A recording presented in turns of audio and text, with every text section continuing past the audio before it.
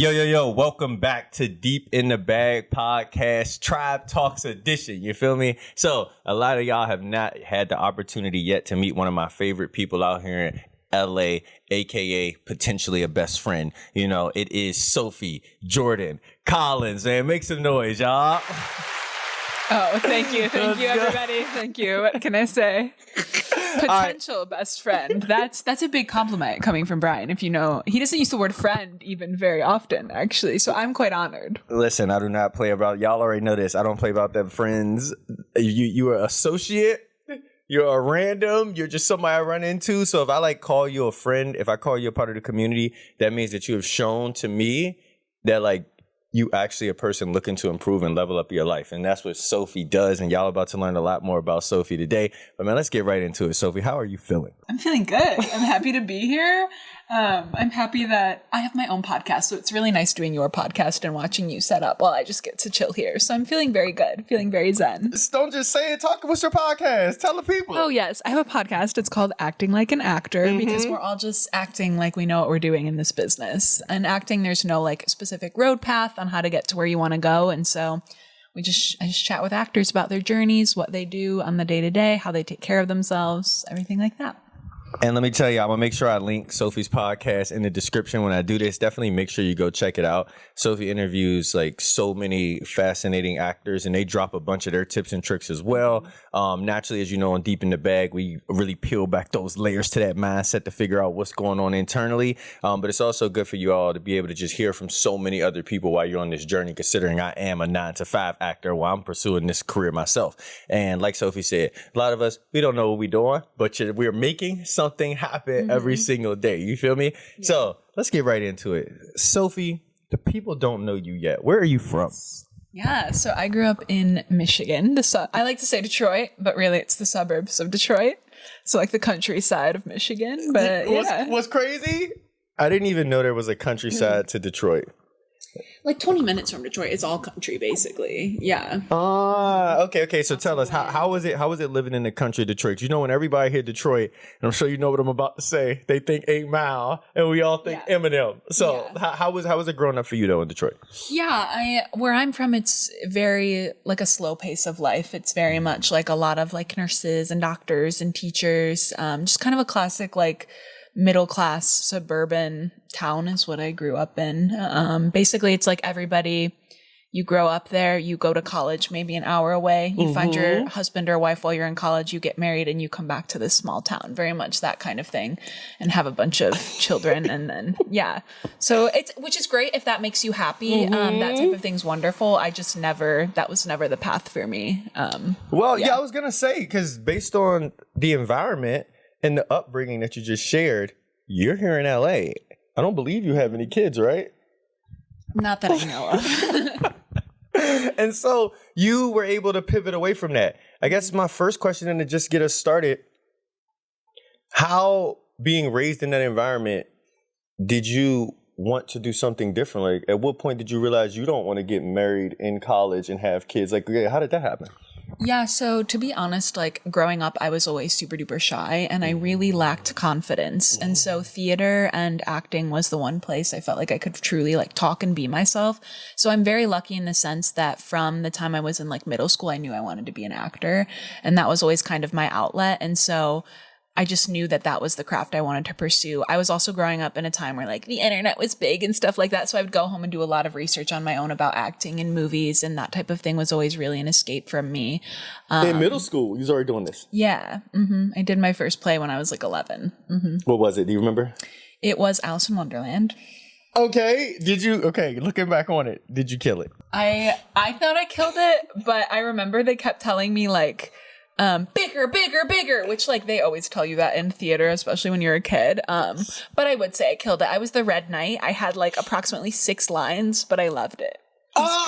Listen, you bringing me back to the old days. Let me tell you, I'm the only play that I ever remember being in that you got me going far back is I think I had to dress up as a tree because I'm tall, and I just had to be on stage as a tree. So you might as well say I started off as background. Okay. Yeah. I didn't know you did theater, though. You should add that to your resume. Listen, a big tree background. I think we're gonna hold that one off for now. But hey, also, sometimes we all don't know what we're doing, right? it may add a little punctuation on there to put in theater. Listen, you got some personality. Okay, so I love what you already said. So your environment didn't shape you. You already saw a different outlet from middle school. Okay, how did that translate into high school? Like, were you still in theater? Were you still in acting? Any type of drama? Any type of class? Any type of film class? Like, I guess when did that get rolling? Like, yeah. So when I was 15, I started researching agents in the Midwest, and I found one online. Yeah, I found one online, and I somehow convinced my mom to like drive me there and let me audition when I was 15, and she did, and I got signed with the agent. Started taking acting for film classes when I was 15. Right when I was 16, I was lucky, got my license right away, and that really like changed things for me. I would drive. I would drive like an hour to take acting classes in Toledo, Ohio, actually. And I did that all through high school. And then I ended up auditioning for a program when I was 16 at the Detroit Actor Workshop. So it's an adult program, but they let me in despite that. And I did like a 2-year conservatory type program studying Meisner acting for my last 2 years of high school. And that was really, really instrumental. That was a couple days a week. And it was really nice too. I'm so blessed that I got to do that in high school because obviously I didn't have adult priorities. So it was like 3 days a week of like focusing on Meisner technique, which I would love to do nowadays. But like realistically, who has 5 hours, 3 days a week as an adult to like do that kind of thing? So I feel very blessed I got to do it. Yeah. So it was really nice and definitely just reminded me that like I fell in love with the craft of acting through that class, as opposed to like, it made me realize like, oh, I don't, the glitz and the glam is nice of Hollywood, but like, no, I love this art form and I love diving into a character. That is amazing, because to think that early on you got to get pulled into a specific method of acting and to be able to learn that right off the back and like start diving into that craft. Let me just tell y'all, because something to call out. When I first, Sophie done taught me a lot about acting myself, so make sure that y'all is listening in on this. I remember when I first started researching the different methods, that was just, 6 months ago? And I was just like, oh, it's Sneisner. Is that how you see Meisner? Let me tell. Oh, y'all, it's just so y'all already know because we didn't talk about this. Stanislavski. There it is. That's Sneisner. I was gonna say that whatever she just said. Sophie could probably break them down better. Yeah, I've been trying to understand all the different methods, all the different crafts, because I just want to become nice at like understanding how the acting come to be. Absolutely. So it's good that you like learn this very early on. Do you feel like by learning it, by falling in love with the craft at that point, that it helped you become a better actor then? Or do you feel like there's some experiences that we're going to cover later that really propelled you kind of to that next level? And I know we're growing all the time, but just in that moment. I 100% think that was like a great foundation for me. And I still pull stuff from that program all of the time. Like I would say, I know people are always like, what technique do you do? And I don't use the same acting technique for every role, but I would say my craft and my technique is most centralized around like Meisner, which is very much like being present and reacting to the other person and things like that, as opposed to like imagination, which some other techniques use and things like that. I love it. Now, we're in LA. So there's a part of this journey that we still need to connect. LA, how did you get here? Yeah, so I graduated high school in 2020, so it was COVID, and basically I'd planned on going to college, but things were really weird. I got an email going to college for acting. I was going to study acting for film at Vanguard University in Orange County. So basically I'd planned on going to college in California, and that was going to be my way out here. I graduated valedictorian in high school, so I had like a really big scholarship, and I always knew all through high school the only way I was going to college was if I graduated valedictorian, because my family, like our estimated contribution for college was 0. I don't come from money, so that was kind of my escape. I knew when I was 18, I would have loved to not go to college, but I knew there was no way for me to save up enough money at 18 to come out here. I tried, but I had like $5,000 to my name and it was just too overwhelming to me. So I was like, I'm going to go to college. Obviously COVID happened. Things were weird, but I got lucky. They still let me live in the dorms. There were like 50 of us living in the dorms in Orange County, but we would do all our classes online. But basically, yeah, I moved out here to go to college. Did 9 months in college with the intent of dropping out. I basically just wanted to get to close to LA so I could audition and whatnot out here. I didn't really ever have the intention of staying in college. It was simply just to get to California. So I did that 9 months. I got really lucky and got a job as an assistant producer for a famous YouTuber, actually. And that allowed me to, after a year, leave college and just move to LA because I had that consistent income. And since he was a YouTuber, he understood the whole acting thing. So they were super flexible and would let me leave for like gigs and whatnot. Also at that point, while I was in college, I was auditioning in LA. So I'd gotten really I started doing a lot of modeling and a lot of commercial work, some indie films, also like random Craigslist gigs. I was very much, and I still to this day, I'm not that much of a yes girl, but I'm a big believer in like saying yes and doing a lot of things when you're a newer actor, because I think you learn from experiences. So while I was in college doing my little online classes, I would also drive to LA and do random Craigslist gigs and sketchy Facebook movies and things like that. So that built a lot of character as well and was good life experience. But yeah, that's how I got here. Hey, first of all, hold on, man. We go because your story to how you got here, I personally find so phenomenal. You went into college with the intent of dropping out because you just knew you needed to get closer because you knew your dream was here. Yeah. And that first step, I feel like, is pivotal to making things happen. And you knew that, like, at 18, you was like 5K wasn't enough to just turn around and come out here and kill it. Now, we're going to, at some point, cover tips and tricks to LA. But I want to cover that right now. A person looking to move here, how much you think they need to start off? I think off the top of my head, at least 10K, I would say, but that's if you're going to get a job like right away. Because I know some people want to come out to LA and just focus on their craft and like not get a job right away. And I think if you want to do that, like 50K, I think you can come out here with 10K, but you're going to be like, you need to budget really well and you're going to be strapped. You're going to have to live with roommates. It's going to be tough, but I would say at least 10K. I think I could have done it with 5K. I just think it would have been extremely stressful. And I was just so young too, and like completely coming out here alone. Like even my parents didn't drive with me to college. Like I quite literally drove across the country alone. And thinking back on it, like an 18-year-old doing that, I think if I would have done that with just $5,000 to my name coming straight to LA, I think I maybe would have died. Just because like, you know how expensive things get. And like, I didn't have a place to live right away. So like I was crashing at like a co-living place in downtown LA for a while when I first moved out of college, like doing sketchy things. I think I would have just run out of money really fast. So I feel like 10K. I'm curious, what would your opinion? What do you say at least? Well, so I moved out to California in general 5 years ago now. I moved out here with 10K. Okay. 10K and a job. And a job. Okay. And so let me say, everything you just hit was spot on. Because you lose money so fast with so many little things. You don't think about. You don't even. Especially moving in, and then it's like you have to buy a couch and like just like silly things like that just add up very quick. Yeah, and it's easy to say, "Oh, I can do without. I can go without." All right, y'all, this is coming from me. I slept on the carpet to my spot for 2 days. My body ain't never been hurting that much in its life. Yeah, but the reason I did it is because I was like, oh, you can do it. You don't need life to look like this. And it's two things Sophie mentioned that I want to like call out that's really important. One thing is the struggling component of you not having enough. A lot of people know with acting in general, or with anything you're trying to pursue, once desperation seeps in, it ruins everything. It's no longer even fun. And we're not saying every single day is always going to be some extravagant fairy tale.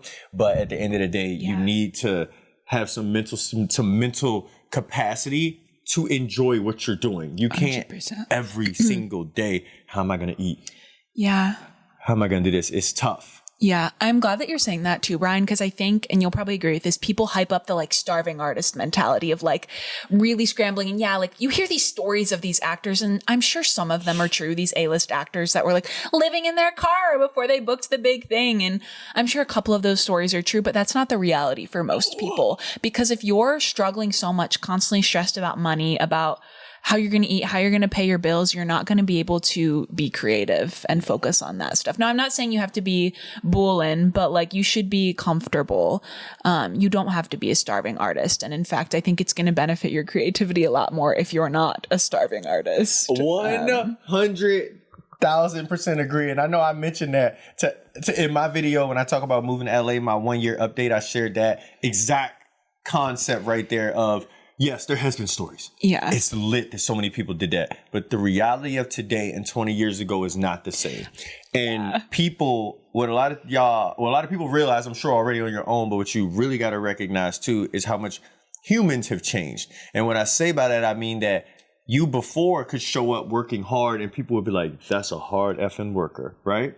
Nowadays, if you show up and people know you ain't got nothing, they're quick to try to take advantage of you. 100%. And so now you think the opportunity to open a door for you they're like seeing your hard work ethic and they're like, oh, this person got integrity. Oh yeah, we could definitely open it up. No, a lot of times that's going to present the opportunities to you that don't progress your life at all. 100%. They'll actually most likely set you back because this person knows how desperate you are and is willing to just take advantage of you as well. So it's like you open up, I feel like, just too many doors of ridiculousness, as I'll call it. Yeah. When you don't come prepared, as I would say. And are you ever really truly prepared? I mean, yeah, you could definitely come with $1 million. You're prepared. Yeah. But it's a mindset thing. But I think the finances will definitely help with your mindset because you're making me think back to when I first got here. And I remember the job I had, it came with a promise that after like a month, my salary would practically like double. Okay. Was it a tech job? If you don't mind me asking? It was a basketball job. It was coaching basketball for this one company. I won't shout them out or anything. And I remember coming and they was like, "Oh, okay, we just need to make on paper you look like this, but we need to just make sure in person because you are coming from across the country, Washington D.C. Got here, worked that job for the month, proved myself. It was time for me to get my $30K increase. Didn't happen. They was like, just a couple more months because this wasn't in contract. This was in Word." And now we're going back to just the struggling part. That's what the real purpose of the story. And I remember like thinking to myself, my bills was paid. I had like $100 left over. And it is the worst. So y'all would know I've been there. It is the worst feeling in the world to have your credit card stacked up against you. You're trying to make ends meet, but you also trying to be this creative with $100 left over every month. So you can't enjoy yourself really. You can't do anything. And you find yourself just like, damn, I gotta make shit happen for me. Yeah, that's like a good and a sad point too. What you're saying is like there's a lot of empty promises too in Los Angeles. And when you're like, so like that guy promised you that money and you were like, yeah, like I'll just take your word for it. And I think that happens to a lot of people in LA, of people promising you these things, promising you these opportunities, promising you money. And you can just kind of fall into that. But if you don't have any financial backing or any backing of your own, it's especially easy to fall into those opportunities.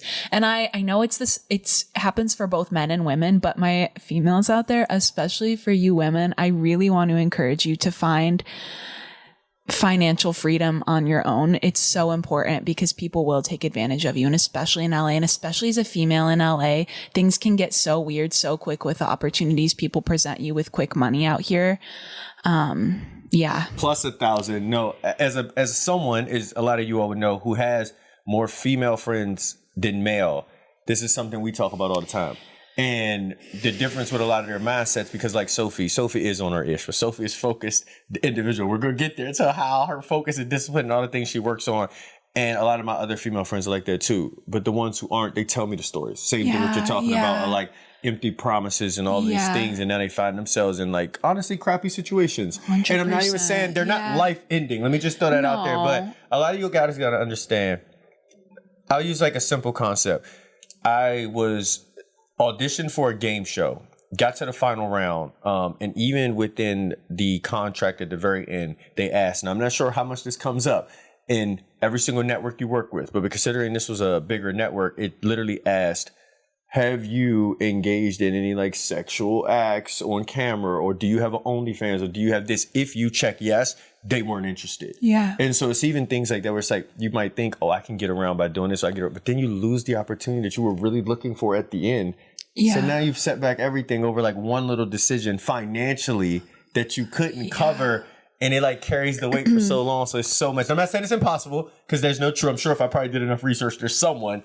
Yeah. But like, you just got to be so aware of how much your dreams could get set back by making bad decisions because you're in a financial pitfall. It's very true. I always like, I never wanted to have to take Bikini Girl #5 in like a music video for $100 or anything like that because I needed the money.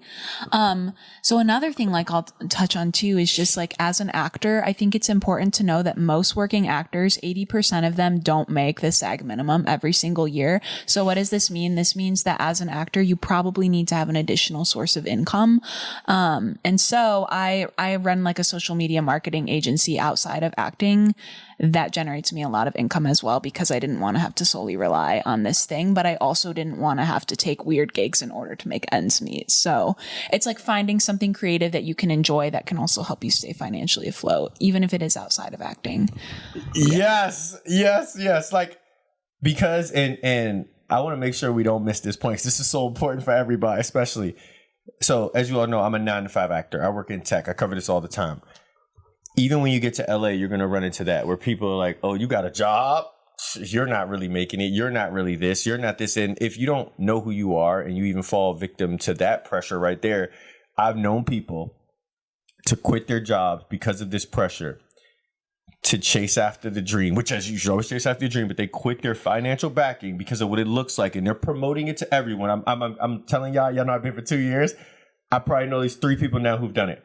And they promote to everybody how, yes, I quit my 9 to 5. I'm so happy to do this. And they're trying to like shit on the people who like have 9 to 5s. And now they're struggling more than they ever have in their life because they don't have the financial backing. It isn't so like you get this one job, it may go for 3 months, but then you don't know when your next one's coming if you don't have any other income. So now you find yourself doing the $100 bikini girl number 5. And it's just like you've backtracked. So it's like also just making sure that not only do you have that financial backing, not only do you have a creative outlet, like Sophie has her social media marketing company, and it's making sure that you definitely know what works for you to be able to put you in a situation to succeed in the long run. It's like so important. 100%. I hope a lot of people really do learn from that convo just now because it is just so important when you come into LA, when you making dreams happen for yourself. I'm not even saying everybody's going to be an actor, right? Even though I'm the 9 to 5 actor, some of you all may want to be dancers. Some of y'all may want to get into music. I mean, there's so many artists. There's so many things here. But just try to have some backing. But with that all being said, Sophie, for you, outside of just, I mean, you already had a great financial mindset. You moved here. You got here through college. You had your plan and everything. But just as you've pursued acting in general, what are some other obstacles you feel like that you've come across just on this journey so far? In terms of acting obstacles or just life obstacles? Just acting obstacles. I think the thing that frustrates me the most about the acting industry is how gatekept it is and how hard it is to break in. You know what I mean? It's even in terms of like when it comes to auditioning for big shows and things like that, it's so annoying that like you need a big credit in order to get in the rooms for these big shows and these big movies. But it's like, okay, but how am I supposed to get that first credit? And even like I hear a lot of my friends who are maybe a bit older or further along their acting journey having the same struggle. And it's like, I moved out here at 18 and started auditioning at 18, and I still have that same thing where it was hard to like break in the room. Because I think sometimes people are like, oh, like maybe I moved out here too old and that's why it's hard to break in the room. But even when you move out here young, it's still like they expect you to have that credit, you know? So it's like very hard unless you're like a Nepo baby to break into this industry. Like truly, it is so gatekept.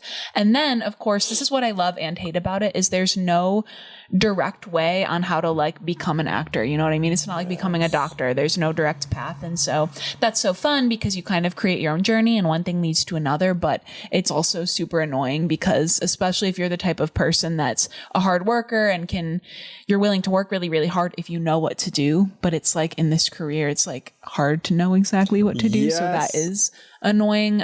So yeah, I would say those two things frustrate me the most, but first, no, the gatekeeping. Let me tell y'all, this city, when they say it really does matter who you know, it is the most valuable, probably context you can ever get because of the point of the gatekeepers. And I've learned that in even more avenues in acting since I've been here on just how who you know can progress you so much further than what you know or how hard you work. Now, working hard is important.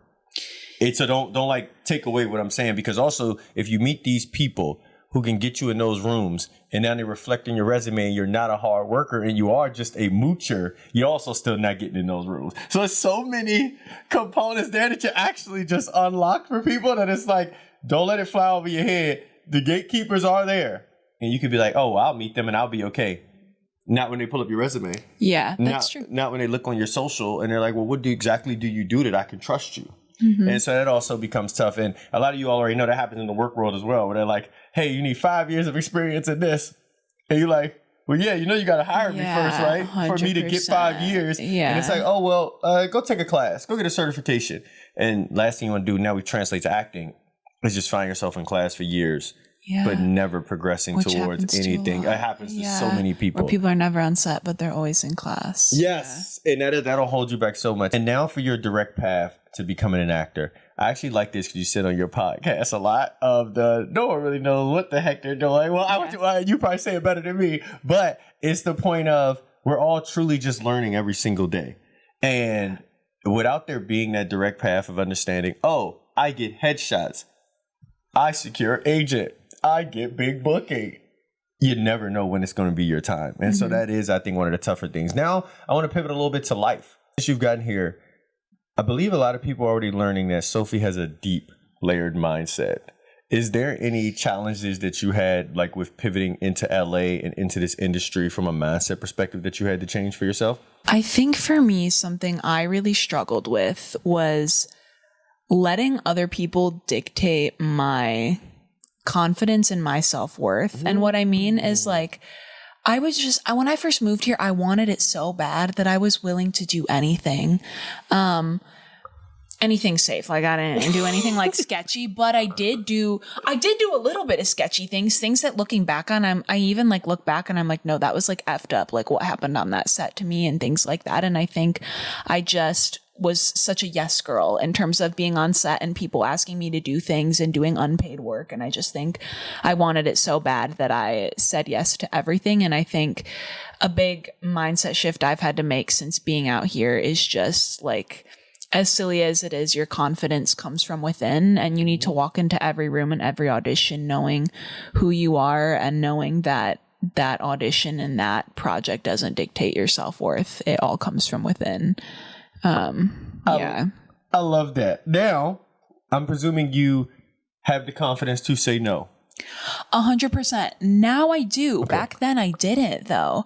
I naturally am a people pleaser, and it's funny, people that know me nowadays are sometimes surprised by that because I have come such a long way. But when I first moved here, I just wanted so bad for everybody to like me. Even to this day, when I find out somebody doesn't like me, I wish it didn't bother me, but it does. Every time I hear about that, I like it. Like, I don't know. I just like think about it a lot. Or if somebody tells me, I'm naturally a people pleaser. And so that's been something I've had to overcome, because I would take that to acting in terms of trying to please everybody on set and trying to please the casting directors and da-da-da. But it's like humans are so fickle that you're not going to ever please everybody. So you need to find your self-worth within, because you'll just be striving for the rest of your life if you try to find your self-worth from others. I love that. You know what I mean? Because that I call it the treadmill of approval, where you're running on this treadmill and the person who you're trying to like people please is right here in front of you, and then you finally catch them, but then you look right over and it's another person, and now you're just running on this shit forever trying to please everybody. And it's like, when do you slow the hell down and take care of yourself? Exactly. Because you need that. So no, I'm super happy that mindset shift happened for you. I know you had me, when I asked the question, I was actually just thinking to myself, what was something I needed to overcome when I got here from a mental capacity? And it was, actually, it kind of ties right into what you said of wanting it so bad. So when I got here, I had a plan to myself, like touching down in LA. I was like, within a year, you'll be an A-list actor. Now you see, I'm like smiling at that, but I feel like we all kind of think that. If you're not from LA, when you move here to pursue acting, why do we all think that? That was one of the first things I thought of too. Is I thought moving out here when I was 18, I was like, yeah, by 19, I'm going to be a series regular on Netflix. Like, I'm for sure going to be one of those people who's like a star in their early 20s. Okay. So it is just for all of us. No, which I think there's a beauty in that too, Brian, because I think that can kind of keeps you going for a little bit too. That is one of the beautiful things and one of the hard things about our industry, is that like your life truly can change in an instant. As like silly as it sounds, those like crazy instances do still happen. And I think that that's kind of something I always keep in my mind, that always keeps me like, it just gives you a little spark. So it's kind of it's a fun thing, but also you do have to be realistic in the midst of that. But also, we got to be that way, because you know what it just reminded me of, y'all? Me and Sophie, I didn't know till just today, both have replica Oscars in our houses to be able to look at. So it's little things like that. And it's like, one day, I'm sure just like me, just like you, we want to be holding that up on stage though, and really be like holding it down. And with everything we're talking about, the shift I had to make for me was the long game, and realizing that it does exist and you will be playing it. And all right, let me tell y'all, that was not something easy to overcome. I'm going to keep it real. Yeah, like, and it's an everyday battle, Brian. Yes. I don't know about for you, but for me, absolutely. I do have to remind myself. But what's cool is like, this is cool and it sucks. Time really does go by fast. And I remind myself of that. So if you're like focused and kind of doing the right things, the time will pass, and the beauty's in the journey. But yeah. No, I'm right with you. And you really do, you gain a sense of presence as well on this journey of realizing it's a long game. Because at first, I know you should have goals.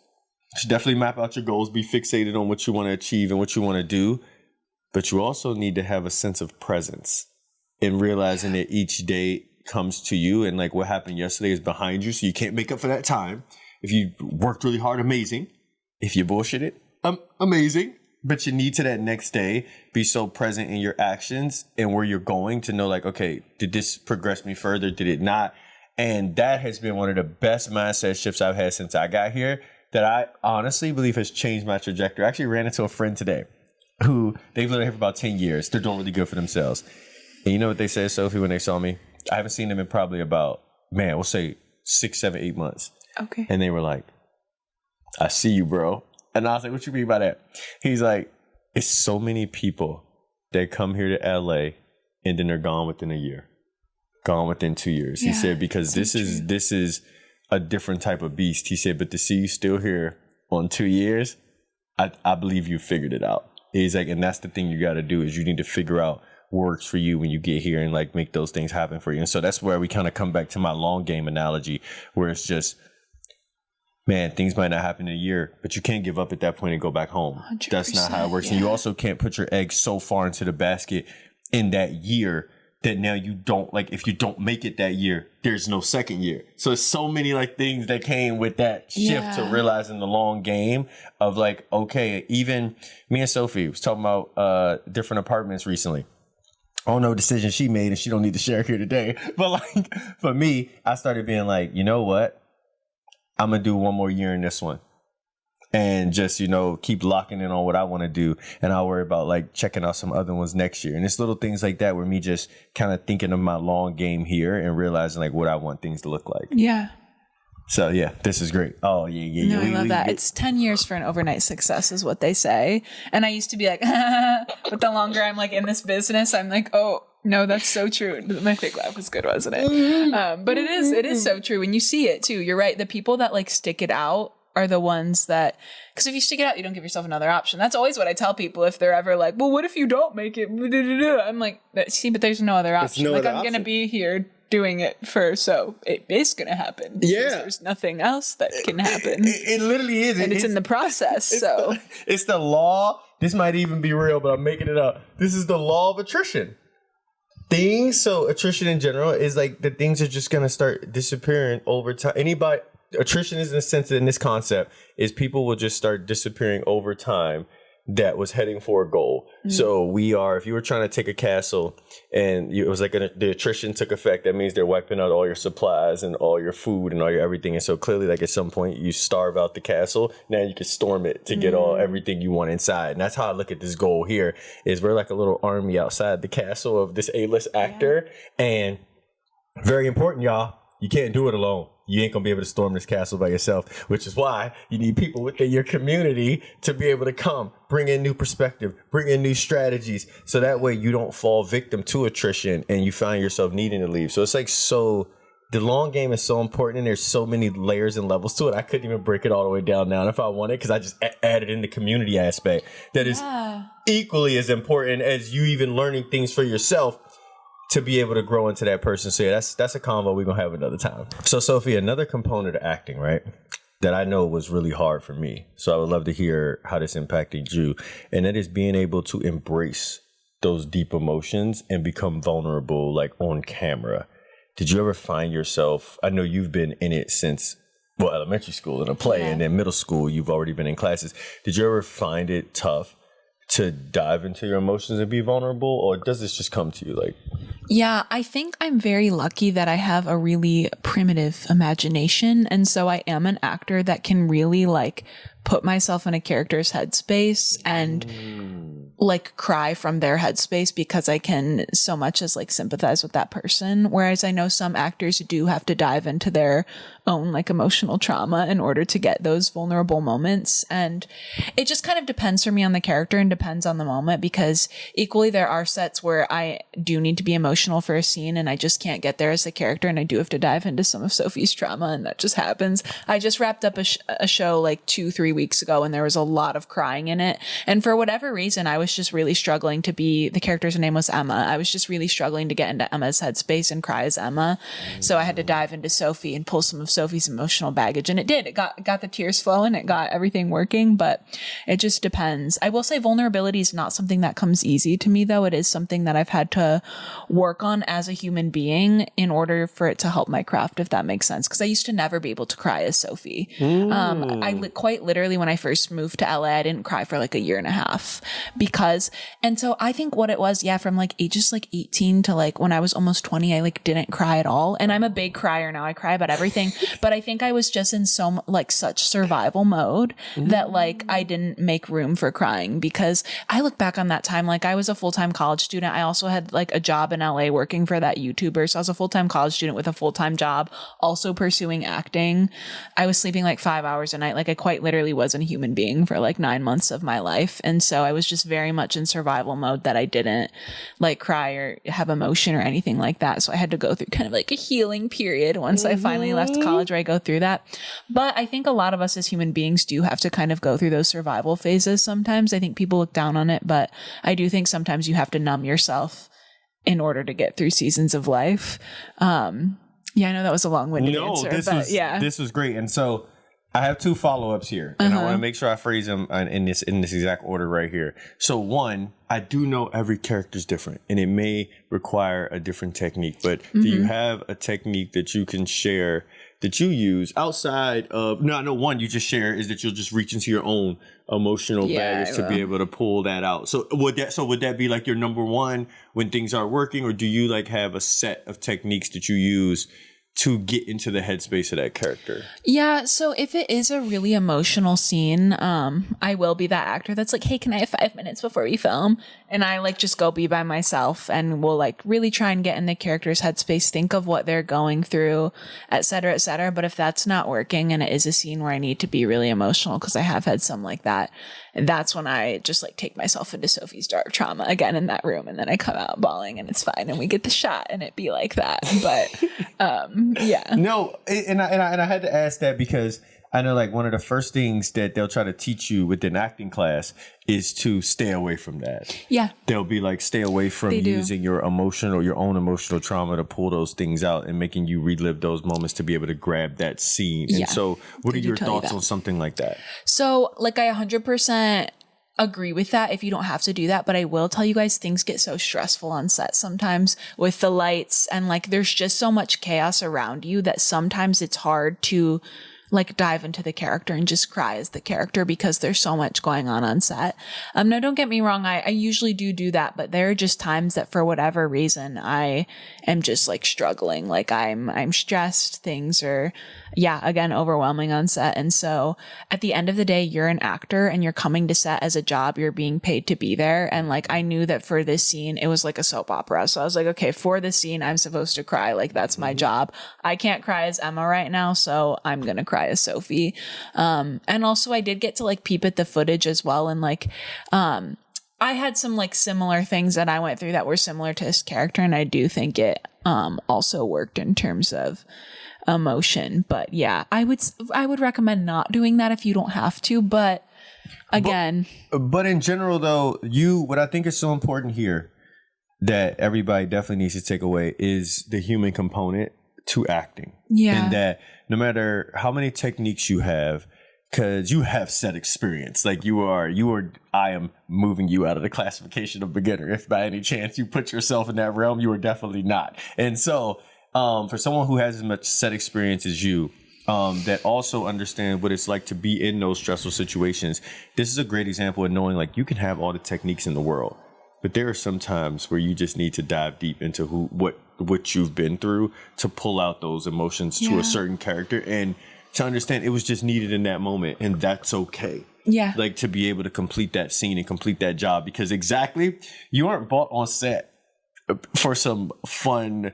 The director just wanted to hang out with you and grab lunch. Yeah. You know, okay, maybe that's possible in some crazy situations, but we ain't going there.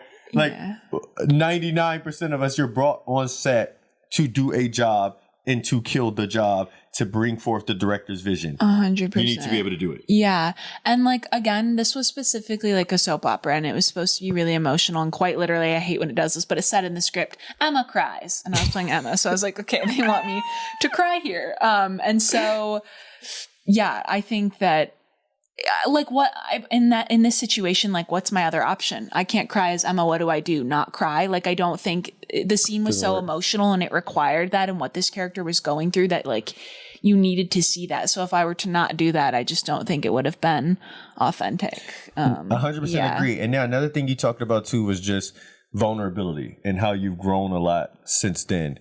Do you feel like that vulnerability, being able to express yourself more and being able to talk about your emotions and like reach across that full range, has that helped you a lot more as an actor as well? Oh, 100%, I think. Yeah. And it's still something I struggle with. Like, I do private coaching now, and something we've really been working on the past few weeks is, her name's Alex, my coach. Shout out Alex. But she's like, Sophie, it needs to cost you something. Like, we need to get to that place where you're scared, because I am so just like I love being in control. I think a lot of us do, but so sometimes I get scared to like lose myself in a character. And she's like, I want you to get to the point where you're so deep in this character that you don't know what you're going to do. You don't know what you're going to say. Like, it freaks you out. Like, I want you to get to the point where it costs you something, because That's I can good. come back. It is. And I was like explaining to her, I was like, but I've done a lot of like healing. Like, I don't like to dive into my, like the things that make me mad and the things that make me, and she's like, Sophie, but that you are, as a human being, like,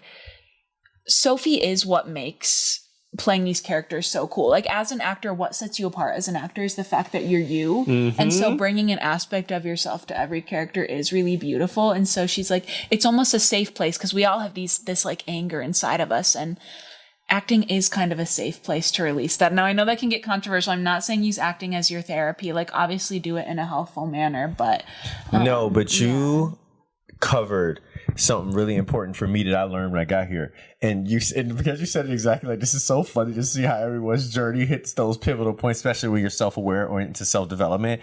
That was one of my biggest struggles when I got here, is that I had put aside things like anger.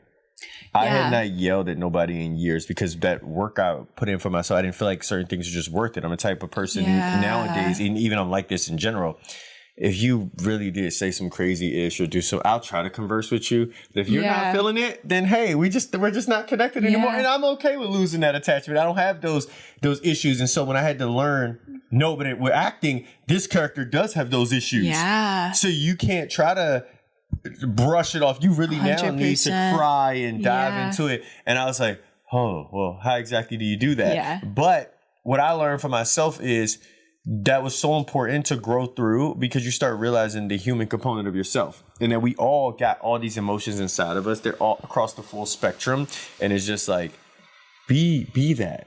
And I don't know if you probably now, I'm sure, would just lean into it 100%, but I don't know if you've ever found yourself within a scene, especially when you were learning on this vulnerability aspect, and while you're talking or while you're in that scene, you feel the emotions coming, but you start just pushing them down and staying an actor. I don't know if you've ever had like that moment to where 100%. Like, yeah. And I think the real beautiful thing to do is to lean into that and let it out. But I know it can be, it's that fight between being an actor and being yourself as opposed to being present in the moment. That's why I love Meisner so much, because it's about being present, and acting is reacting, and whatever comes up, you use that.